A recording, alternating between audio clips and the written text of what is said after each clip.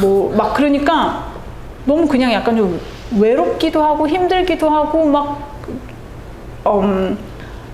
그만둬야겠다는 생각도 좀 했었어요. 그 정도까지 네. 힘드셨다. 저는 이거를 그러니까 못할 것 같은 느낌이었어요. 제가 감당하기엔 너무 큰 잡인 것 같았고. 그때 분위기나 어떤 연주를 하나하나 해 나가셨을 때 느낌이나 그런 게 어떠셨어요? 지금 생각하면 그 2005년도가 사실 제가 그 정 선생님이 오시면서 첫 번째 오디션으로 운이 좋게 입단이 됐는데 사실 너무 경험도 없었고 너무 아는 것도 없었고 그냥 진짜 약간 그 왜 권투 선수들이 이쪽에서 한 방 이렇게 맞으면 이쪽에서 또 이렇게 맞는 것처럼 정말 정신이 없었어요. 그러니까 제가 너무 헤맸어요. 너무 그러니까 제가 하던 것만큼도 못 볼 정도로 심리적으로도 너무 갑자기 제가 사람들이 갖고 있는 기대감이 너무 커지고 쟨 도대체 누군데 화제기도 했죠. 그때 당시에 누군데 왔어? 뭐 그리고 이제 어리기도 했고 너무 그냥 그리고 뭐 제가 막 서울시향에 아는 분이 있었던 것도 아니고 뭐 막 그러니까 너무 그냥 약간 좀 외롭기도 하고 힘들기도 하고 막 그만둬야겠다는 생각도 좀 했었어요. 그 정도까지 네. 힘드셨다. 저는 이거를 그러니까 못할 것 같은 느낌이었어요. 제가 감당하기엔 너무 큰 잡인 것 같았고 저희 부모님이 되게 독실한 크리스찬인데 기도를 되게 많이 해주셨어요. 그러니까 그게 저한테는 되게 큰 힘이 됐었고 저도 하나님한테 그랬죠. 아니 저는 이거 준비가 안 됐고 저 사실 너무 고통스럽습니다. 이 자리에 있는 게 사람들이 봤을 때는 와 되게 좋은 자리에 갔다라고 생각할 수 있지만 저는 제가 감당 못할 것 같은 거예요. 이거를. 그래서 너무 힘들고 너무 고통스럽고 나는 이 콘서트 끝나면 그만둬야 되겠다. 이 콘서트 끝나면 그만둬야 되겠다. 그 생각을 한동안 했어요. 진짜로. 너무 힘들어서. 왜냐면 아무도 제 편인 것 같지가 않았어요. 느낌. 그때 당시에 약간 첫 번째 오디션 때 이제 들어왔던 사람들 중에는 제 나이 또래가 거의 없었고요. 이제 그 다음 8월달 오디션으로 이제 많이 들어오셨어요.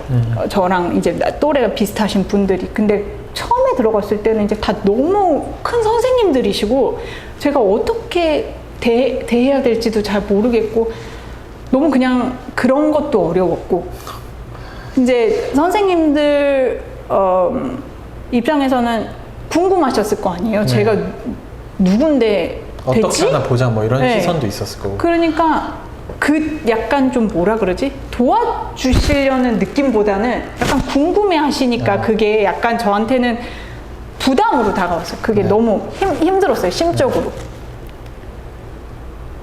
그리고 막 이상한 소문도 막 만들어지고 막 너무 힘든 거예요. 그냥 정신적으로. 그래서 그만둬야 되겠다. 이거는 그냥 내 자리가 아닌 것 같다라고 생각을 했는데 그때 이제 정명훈 선생님이 오셔가지고 베토벤 심포니로 이제 저희를 트레이닝 시작하셨어요. 그래가지고 첫 번째 콘서트에 베토벤 심포니 1, 2번을 전반에 하시고 3번을 후반에 하시고 그래서 한 번에 1, 2, 3번 그 다음에 4, 5번 그 다음에 6, 7번 그 다음에 8, 9번 이거를 거의 1년에 거쳐서 그 시리즈를 하시면서 막 목관 튜닝부터 시작해서 막 모든 거를 그때 이제 다 터치를 하시기 시작했는데 너무너무 무서웠어요. 진짜.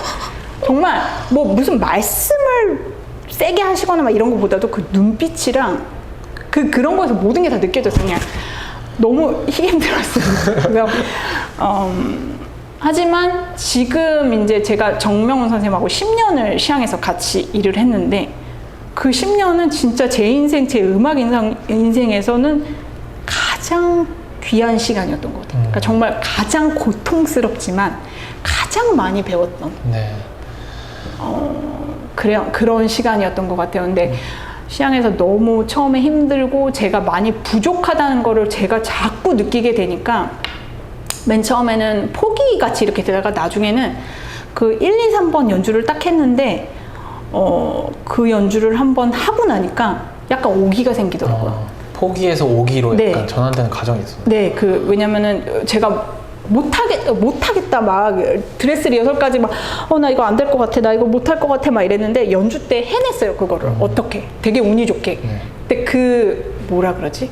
굉장히 희열이 이렇게 느껴지면서 나 이거 한번 해봐야 되겠다라는 생각이 들어서 그래 남들이 나에 대해서 뭐 제가 시향 오디션 됐을 때 처음에 뭐 제 플레잉부터 시작해서 뭐 소리가 어떠네 저떠네 뭐 온갖 소문들과 말을 저한테 많이 들어왔는데 사실 그런 거를 싹 닫아버렸어요.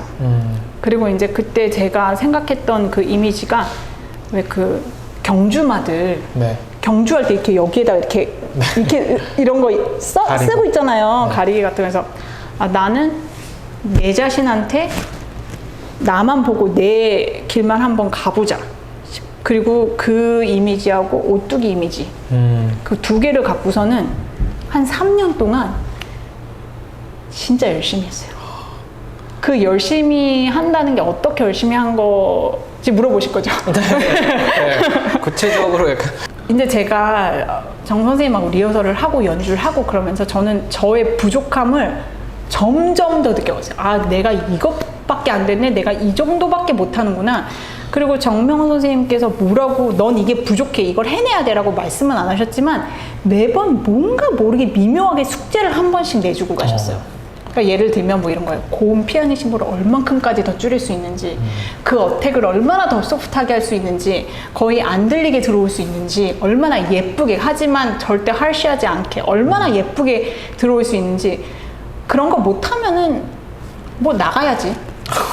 뭐 약간 이런 분위기? 네. 왜냐면 저희가 1년 계약직이었거든요. 그리고 서울시향은 성적표 같이 네. 등급이 있어요.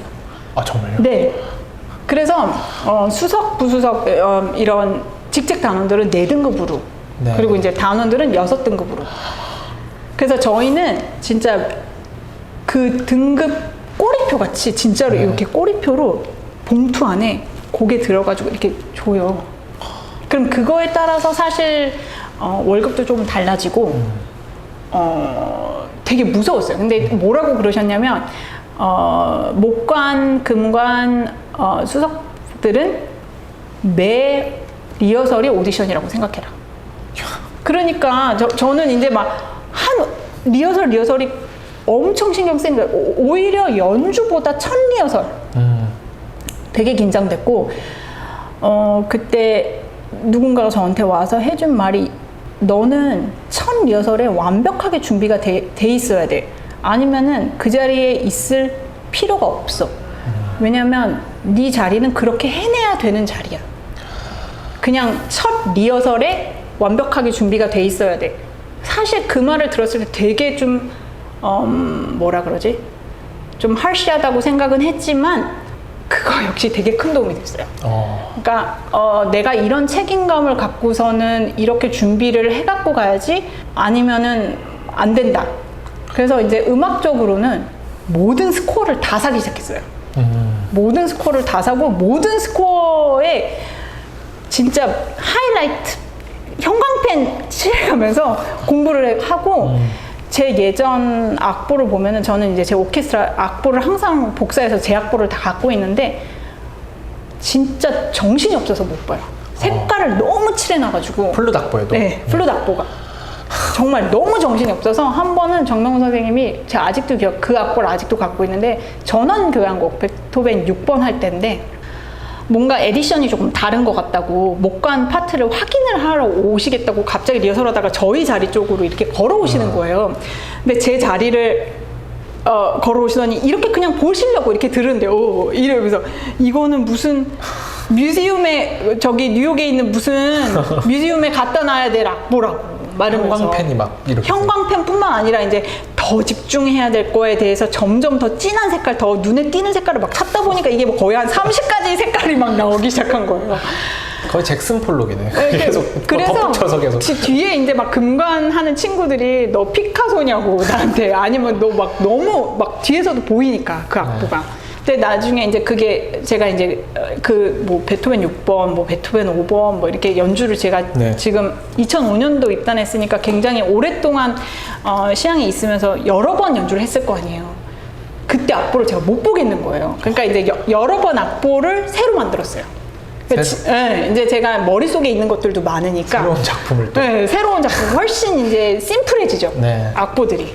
근데 연주 때 그 리허설 때 하신 악보를 그대로 쓰셨나요? 처음에는 그랬어요. 아. 왜냐면 그만큼 되게 잘해야 된다는 생각 때문에 막 진짜 한음한음 막 어떻게 컨트롤해야 되는지 내가 어떤 뭐 별의별 말이 다 있었어요. 막 최고 집중 뭐 솔로 한 몇 줄 앞에서부터 얼마 뒤에 솔로가 나오니까 정신적으로 어떻게 집중을 해야 되고 페이지 턴 하면은 내 솔로가 나오니까 이미 여기서부터 나는 약간 준비를 하고 뚜띠 부분은 내가 약간 에너지 세이브를 하고 있어야 되고 약간 굉장히 치밀하게 왜냐면 제일 내가 잘 나와야 되는 부분에 내가 뚜띠에서 막 힘을 다 써가지고 여기를 제대로 못 불면 네. 그건 진짜 안 되잖아요. 그러니까 이제 근데 그런 것들에 대해서 제가 너무 몰랐던 거예요. 처음 초창기에. 그래서 그때 이제 제 옆에 계시던 경험이 많으시던 분이 저한테 한번 그런 말씀을 해주셨어요. 모든 걸 다 너무 정직하게 부르려고 하지 마. 저한테 이러시는 거예요. 근데 처음 이게 무슨 말이지? 모든 걸 다 정직하게 불지 말라고? 그럼 어떻게 불어야 되지? 라고 생각을 했는데 생각해보니까 모든 걸 다 너무 제가 열심히 불고 있었나 봐요. 그러니까 이게 에너지 조절을 제가 조금 긴 심포니를 불면 조금 할 수 있어야 되는데 그런 노하우가 없었던 거죠. 제가 처음 해보는 거니까. 물론 충남에서도 있었지만 이렇게 서울시장 가니까 편성이 커지는 곡들이 많잖아요. 그 길이도 길어지고 막 그러니까 말러 9번 뭐 막 이런 연주를 하다 보면 막 진짜 예를 들면 말러 9번 마지막 악장에 막 진짜 뭐 4옥타브 막 진짜 작게 막 예쁘게 막 이렇게 불어야 되는 것들이 막 진짜 몇십 마디 쉬다가 갑자기 금을 찔러야 되고 막 이런 게 되게 많아요. 근데 1악장에도 큰 솔로가 있고 중간 악장들에서 제가 너무 힘을 빼면 마지막 악장에 제가 그것까지 갈 수 있을지 약간 그런 것까지 약간 생각을 미리 해야 되더라고요. 저는. 네. 그래서 페이스 조절이 좀 필요한 거잖아요. 그래서 이제 그런 것들에 대해서 이제 많이 배웠죠. 많이 연주를 하면서. 그리고 이제 정명훈 선생님 계실 때는 정말 스케줄이 정말 정신이 없었는데 이제 저희가 뭐 녹음 같은 거 할 때도 예를 들면 예술의 전당에서 하루 종일 녹음을 하고 저녁 8시에 콘서트를 해요. 네. 그러니까 뭐 10시부터 1시까지 녹음하고 2시부터 5시까지 녹음하고 그 다음 저녁 먹고 8시부터 연주하고 그 다음에 끝나고 나서 만약 필요하면 패치를 또 하고 그러니까 하루 종일. 그러니까 사실 연주 정도 됐을 때는 베스트 컨디션으로 내가 악기를 불기는 사실 쉽지가 않고 네. 레코딩 작업을 굉장히 정 선생님하고 많이 했지만 뭐 사실 제가 솔로 레코딩을 하는 거면 내가 뭐 플룻 소나타를 녹음한다든지 뭐 나 혼자 하는 거면은 제가 원하는 만큼 리핏을 할 수 있지만 심포니는 사실 그게 안 되잖아요. 네. 내가 이 테이크가 마음에 든다 해서 이거를 쓴다는 보장이 없잖아요. 네. 그러니까 매번 최선을 다해야 되는 거예요. 매번 뚜띠건 뭐건 매번 어떤 테이크가 들어갈지 모르기 때문에 나중에 근데 그게 또 되게 큰 공부가 되긴 했지만 네. 되게 힘들었어요. 와, 되게. 너무 힘들게요. 지금 듣기만 해도 너무 힘든데요. 네, 진짜로 막 숨이 헉헉헉거릴 정도로 너무 체력적으로도 힘들고 진짜 뭐 스케줄 보면은 막 이게 말이 돼? 막 싶을 정도로 막 덜덜덜덜 떨릴 정도로 막 진짜 너무 많고 곡도 너무 많이 배워야 되고 지금은 많이 돌아오지만 이미 했던 것들이 그때 당시엔 다 처음 배워야 되는 곡들이 많으니까 너무 정신이 없었는데 그런 와중에 내가 또 너무 부족하다고 느끼게 되는 그게 너무 많으니까 이거를 내가 어떻게 감당하지? 어떻게 내 자신을 더 좋게 만들지? 라고 생각을 하면서 어떻게 이거를 내가 배울까 생각을 하다가 그때 당시에 이제 한국에 유명한 외국 오케스트라들이 되게 많이 들어갔어요. 네. 연주하러. 네. 이게 나의 레슨이다 생각을 하고 제일 좋은 티켓을 사고 만원경을 들고 연주회 가요. 그리고 보는 거예요. 저 플룻 수석이 어떻게 몸을 쓰나, 어떻게 연주를 하나, 어떻게 리드를 최고의 오케스트라 수석은 그쵸? 어떻게 하는지, 어떻게 리드를 하는지, 어떻게 호흡을 쓰나, 뭐 여러 가지. 그리고 그때 당시에는 뭐 핸드폰에 뭐 이렇게 노트 기능 뭐 이런 거 그때는 없었던 것 같아서 노트북 이런 노트북을 들고 다니면서 진짜 빽빽하게 생각하기 전부터 다 했어요. 진짜 막 저분은 저렇게 했네. 저기는 저렇게 하니까 진짜 스페셜하구나. 저런 느낌은 저렇게 해야지 만들어지는 거구나. 저분은 저 솔로를 저렇게 프레이징을 하네. 막 진짜 막 그렇게. 그래서 연주회다 싶으면은 미리 예매하고 막 무조건 가고 그 다음에 이제 막 유명하신 플루티스트들이 한국에 내한을 한다. 그럼 그때 당시에 뭐 예를 들면 그분들 마스터 클래스를 한다든지 아니면 뭐 인터뷰가 필요하실 때가 있다든지 그럼 제가 하겠다고 했어요. 그리고 이제 인터뷰 하거나 그러고 이제 끝나고 나면 막 물어봐요. 제가 힘들었던 부분들에 있어서 당신은 어떻게 연습하냐 그런 부분들에 대해서 막 질문 공세를. 네. 제가 되게 좋아하는 연주자 중에 이제 에밀리 베이논이라고 네. 그분 캠프를 일본에서 키리시마에서 하셨었는데 제가 2003년도에 대학원 졸업하면서 그분 캠프를 그때 갔었어요. 그러고 나서 그때 이제 시스템이 어땠냐면은 그 캠프는 완전히 일본 친구들이 다 오는 캠프 거의 90% 이상이 일본 친구들인데 그때 시스템이 이제 그 반에서 선생님이 뽑아서 한 친구가 제일 큰 홀에서 반대표로 연주를 하고 그 다음에 또 선생님이 그 다음으로 또 뽑고 싶은 사람 뽑아서 패컬티 그 오케스트라 콘서트에 세컨으로 앉히고 뭐 약간 이런 시스템이 있었어요. 근데 그때 당시에 제가 운이 좋아서 클래스 대표로 마르땅 발라드를 거기 큰 일본 그 도시에서 연주를 할 기회가 있었는데 그때 이제 제가 기억을 한 거죠. 선생님 옆에서 세컨을 불 수 있는 기회도 있을 수 있구나 이 캠프는. 근데 그때 당시엔 제가 아직 시향에 입단하기 전이었는데 시향에 입단하고 나서 그 캠프에 또 가야 되겠다고 생각을 했어요. 목적은 선생님 옆에서 세컨을 불어보기 위해서.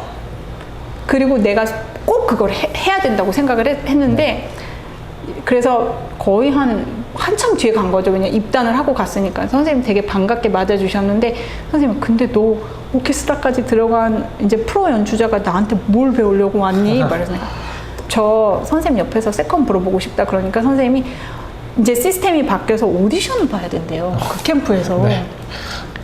그래서 엑섭 오디션을 보라는 거예요. 근데 순간 저는 그 보는 건 괜찮은데 나 그래도 한국 오케스트라 수석인데 여기에 일본 대학생들하고 만일 해가지고 나 떨어지면 나 뭐가 되지? 뭐 약간 한국 오케스트라 이것도 좀 약간 위상도 떨어지고 약간 이러는 거 아니야? 라고 생각은 했지만 그래도 목적이 있었기 때문에 오디션을 봤어요. 그리고 다행히 오디션을 잘 봐서 선생님 옆에서 세컨을 불었어요. 이야. 그 목적을 하나 갖고 갔어요. 그 선생님 옆에서 선생님 호흡하는 거랑 그걸 바로 옆에서 느껴보고 싶어요. 정말 선생님 옆에서 선생님 호흡하시고 몸 움직이시고 뭐 한 프레이즈 불어내시고 막 이러는 거 보면서 사실 되게 많이 느꼈어요. 옆에서. 그리고 이제 그때 그래서 그렇게 그분한테 배우고 그 다음에 시향에서 초창기에 그런 프로그램이 있었어요. 뭐 외국으로 공부를 2주 정도 내보내주는 그런 연수 프로그램 같은 거. 근데 대신에 선생님은 제가 다 찾아야 되는 거고 그 다음에 컨택도 이미 다 돼 있어야 되고.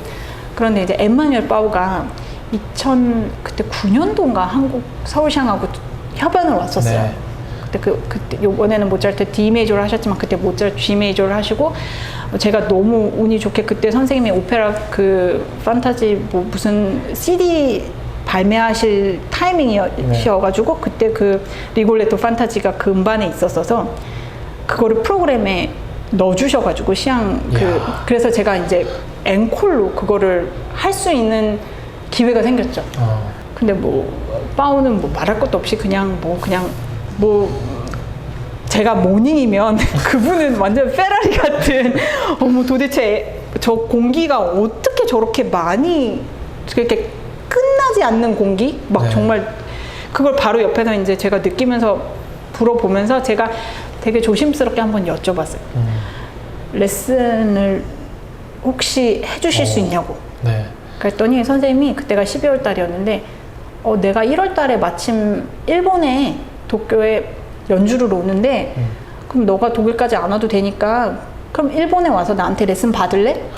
이렇게 해주신 거예요. 네. 그래서 시향하고 이제 다 얘기해서 일본에 찾아가서 3번 레슨을 받았어요. 선생님한테. 근데 이제 그분한테 레슨을 받고 그 다음에 이제 암스테르담으로 넘어가서 에밀리 하고 같이 그 오케스트라 수석으로 계신 컬스틴 맥콜 선생님한테 또 레슨을 받았어요.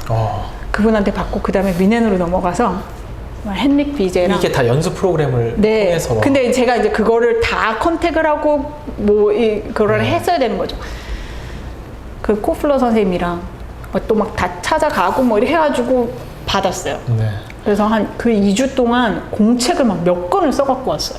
그때 이제 제가 나이도 좀 있고 활동도 좀 하다가 간 거였기 때문에 제가 배운 거는 뭐 악기를 어떻게 부르고 이런 것도 그냥 옆에서 불어주시는 것만으로도 너무 저는 황송하고 많이 배웠지만 이분들의 마인드, 이 자리에 있으면서 어떻게 유지를 하고 본인 이 음악을 어떻게 라이프하고 그거를 잘 끌고 나가시는지 그런 거에 대한 걸 되게 많이 배웠어요.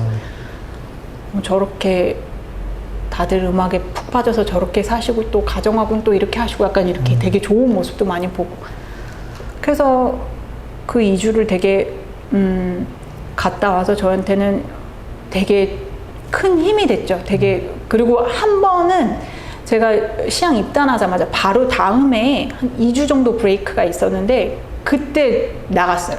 유럽을. 그때는 후배들이나 뭐 친구들이 아직 공부를 하고 있는 친구들이 있어서 독일에서 좋은 학교들, 프랑스에서 제일 좋은 학교들 다 쫓아 들어갔어요. 그래서 영국, 그래서 3군데를 그때 또 2주 정도. 그래서 가서 무조건 독어 나 하나도 못 알아듣지만 하루 종일 앉아 있었어요. 진짜. 뭐 그때 레나테 선생님한테도 갔었고, 안드레아 선생님 클래스도 갔었고, 그다음에 그 랭글리 선생님. 무조건 그냥 가서 하루 종일 앉아 있는 거. 무슨 말이지? 무슨 말? 대충 뉘앙스가 이런 거 같은데.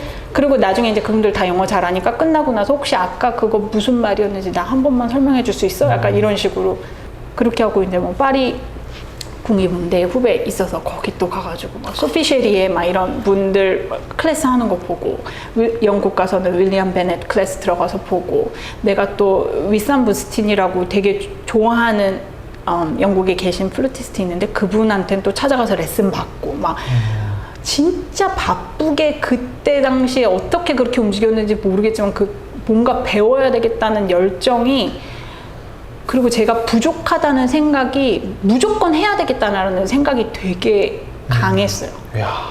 그래서 정말 제 3회 학교를 그때 다니신 거예요. 그렇게 두 번 다녀온 거죠, 유럽. 네. 그리고 거슬러 올라가면 중1 때 오스트리아 가서 꼭 유럽에서 공부해야지 했던 게 지금 그쵸? 여기까지 온 것 같은데요. 네. 그리고 이제 무엇보다 정명훈 선생님하고 10년을 하면서 선생님이 저한테 요구하고 음악적으로 가르쳐 주시고 이랬던 그런 부분들은 제가 정말 너무 어디서도 배울 수 없었던 너무 값진 레슨이었던 것 같아요. 그러니까 정말 음악적으로 가끔 명언같이 이렇게 탁탁 던지시는 말들이 막 너무 아까 저희 선생님들이 저한테 남겨주셨던 말들처럼 너무 많아요. 정명훈 선생님은 너무 무섭고 어려우셨던 분이었지만 또 너무나 음악적으로 너무 존경스러운